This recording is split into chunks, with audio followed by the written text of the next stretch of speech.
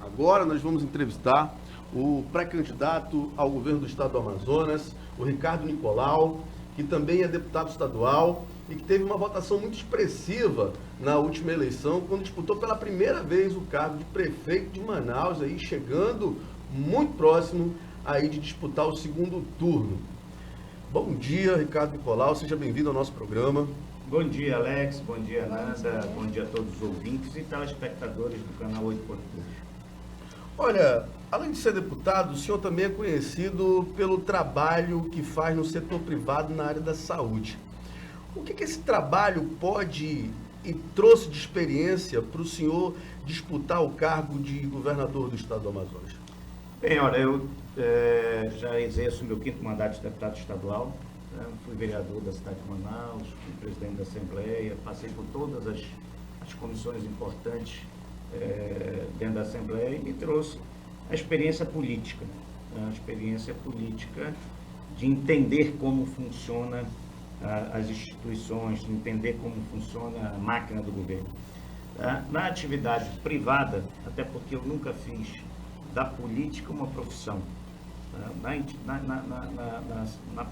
área privada, ao longo de 40 anos, mais de 40 anos, meu pai fundou lá o Pronto-Socorro e Hospital dos Acidentados, depois veio o ProSaúde, Samel, e ao longo dos anos eu sempre trabalhei na área da gestão, na área administrativa, e que nos traz uma experiência de gestão, de como fazer, porque numa empresa, se você não fizer bem feito, você vai fechar as portas. Se você não atender bem o seu cliente, você não vai ter o seu cliente. Então, alguns princípios da administração privada, ela pode ser levada para a administração pública. Por que um hospital funciona bem no privado e não funciona bem no público? Tem alguma coisa errada. Essa pergunta então, que eu faço direto para o senhor. Por que o hospital privado ele funciona muito bem e o público não funciona? Gestão, profissionalismo, controle, metas, porque um hospital ou qualquer outra empresa, você tem que ter meta, você tem que ter controle. E em relação à saúde do Estado, não precisa mudar tudo. Precisa mudar desde a tecnologia embarcada, porque eu lhe dou alguns exemplos. Hoje se faz uma cirurgia de vesícula no setor público, se faz de forma convencional, de forma aberta. Ele leva 3 dias para o paciente, no mínimo, ter alta. Se você muda a tecnologia e coloca o vídeo, você vai ter uma alta em 24 horas, com menos Mas isso não era um trabalho a longo prazo? Não, isso é algo que... Você sentou no primeiro dia de janeiro no governo do estado para resolver esse problema há quanto tempo? 30 dias no máximo. Isso aí já é uma tecnologia muito utilizada. Os profissionais, a grande maioria dos profissionais cirurgiões do estado já são habilitados, já fazem isso nos hospitais privados. Então isso não é uma coisa do outro mundo, né? Lógico que não. E aí você pega uma matemática simples. Se eu consigo dar alta em 24 horas e eu consigo fazer mais rápido, sem menos infecção, com essa tecnologia, por que não implantar ela? Porque eu vou levar 3 dias para o outro, com possibilidade de se estender. Então, era como se tu tivesse que construir 3 outros novos hospitais. É uma mudança de tecnologia, você consegue fazer. Tem algumas coisas, vamos lá. O Hospital 28 de Agosto, ele atende os pacientes cardíacos. Só que ele não tem uma hemodinâmica, que é aquele exame que vai fazer o cateterismo, que vai fazer a angioplastia. E o que acontece? Ele faz os primeiros atendimentos e é enviado ao Franciscamente. Via de regra, o Franciscamente não tem vaga. Aí ele tem alta com medicação para tentar fazer o procedimento. Muitas vezes tem um novo infarto e, infelizmente, vem a óbito. Então, deveria ser tudo feito ali no 28 de agosto. Lógico, porque faz o primeiro atendimento, faz o cateterismo, a angioplastia, e ele vai de alta para casa. Como você pega os traumas, acidente de moto, vamos supor, quebrou a perna. ele vai para o 28, para o Platão ou para o João Nossa, Lúcio. e eles demoram dias esperando uma cirurgia, uma vaga para cirurgia, tudo. Ricardo, Dias Muitos entre dias. Aí tipo, o que quase eles um fazem mês, lá? no mínimo. Você estabiliza o paciente e envia para uma fila quilométrica do Adriano Jorge, que é comum passar anos para fazer. Aí você vai lá para o João Lúcio. João Lúcio é neurocirurgia, não tem uma ressonância para fazer. Então, você tem que pegar e reestruturar toda a saúde, porque não é problema de dinheiro. Quando tu fala em reestruturar... 4 bilhões, mais de 4 bilhões foram gastos ano passado com saúde pública. Então, se você tem 4 bilhões, você tem que ter resultados com o mesmo tamanho. Sim. Então, eu tenho que ter muitas cirurgias, eu tenho que ter muitas consultas, muitos exames. Coloca um paciente, pode pesquisar os pacientes que estão aguardando exames e consulta através do CISREG.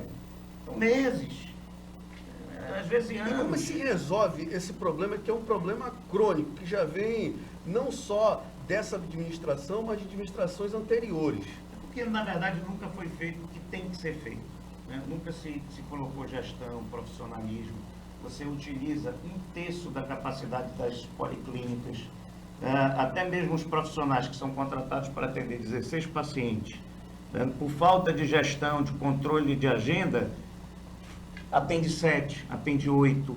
Então, você tem que primeiro reestruturar, fazer a gestão, utilizar a capacidade máxima das policlínicas, dos hospitais, de toda a rede. Tá? Você pode também, através do SUS, através da tabela do SUS, buscar parcerias, principalmente para questões de exames. Então, é possível, se é possível fazer, lógico que é. Precisa ter, primeiro, boa vontade, porque eu sou daqueles que às vezes a pessoa fala, o fulano não tem experiência, não tem... Mas se você tiver boa vontade, se você tiver vontade política, você consegue, você se cerca de pessoas que conhecem e o resultado vai ser satisfatório. Então é preciso fazer. E eu respondo assim, não há nenhuma diferença dentro do paciente particular para o paciente do hospital público. O médico, muitas vezes, são os mesmos profissionais, são a gestão.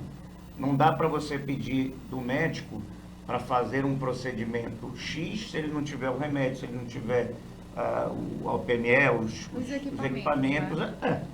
Ele fica engessado, ele tem que fazer das tripas coração para poder atender o paciente. Então, é possível, sim, desde que tenha gestão e profissionalismo. O senhor foi muito atuante nessa época da pandemia aqui em Manaus, né? Inclusive, um dos hospitais que o senhor gere, né? Ele conseguiu trazer, vamos dizer, uma forma de recuperação mais rápida. Sim. E de uma forma simples. Baré. Simples assim, Não, Baré, exatamente. Olha, eu teve digo... o nome de uma amazonense. Né? Vanessa. A cápsula Cápsula Vanessa. Exatamente. Cápsula Vanessa, por que é o nome Cápsula Vanessa? Porque a Vanessa foi a primeira paciente que foi entubada no nosso hospital, e o médico que estava ali e o fisioterapeuta, no momento ele começou a se questionar, falou, poxa, mas essa paciente, ela não tinha indicação de ser entubado, mas a orientação era que fosse entubado de forma precoce. E aí o fisioterapeuta, o Dr. Manuel, e aí pelas mãos de Deus ali, fez com que ele falou, olha, vamos tentar primeiro com a ventilação não invasiva. Qual era o grande questionamento da ventilação não invasiva? Que ela poderia ter uma contaminação dentro do hospital. Aí ele veio com a cápsula.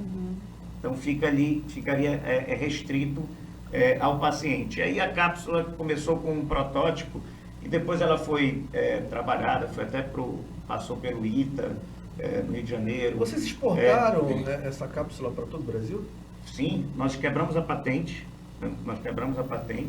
e disponibilizamos na internet, fizemos mais de 2.000 e colocamos em todos os lugares. E o que foi mais importante nesse caso específico foi que se começou a fazer uma discussão por todos os lugares que a intubação precoce não era o mais adequado, porque a ventilação não invasiva tinha um resultado muito melhor do que a intubação. Não que a intubação não fosse feita em nenhum momento, mas ela era uma última etapa de ventilação. E isso, no início, nós fomos até muito criticados pelo pessoal da fisioterapia, e hoje foi uma realidade em todos os lugares. Né? No Hospital Sírio-Libanês tem no seu protocolo a ventilação não invasiva para depois fazer a intubação no Einstein, nos Estados Unidos, em vários lugares. Eu acho que isso foi uma contribuição muito importante. E a nossa contribuição, a contribuição do nosso grupo empresarial, ela, vale ressaltar, ela ultrapassou as barreiras do Amazonas. Nós fomos para vários outros estados, municípios do Amazonas quase todos.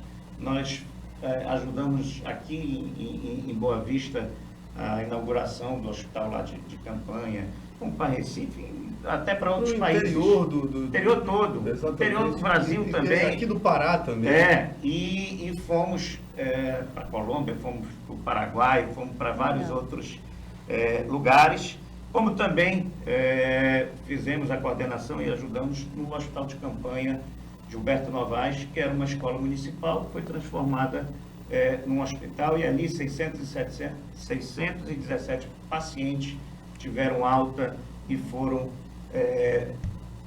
estão hoje nas suas famílias. E ali é uma prova, ali era um hospital público, né? E eu não precisa sair da minha boca.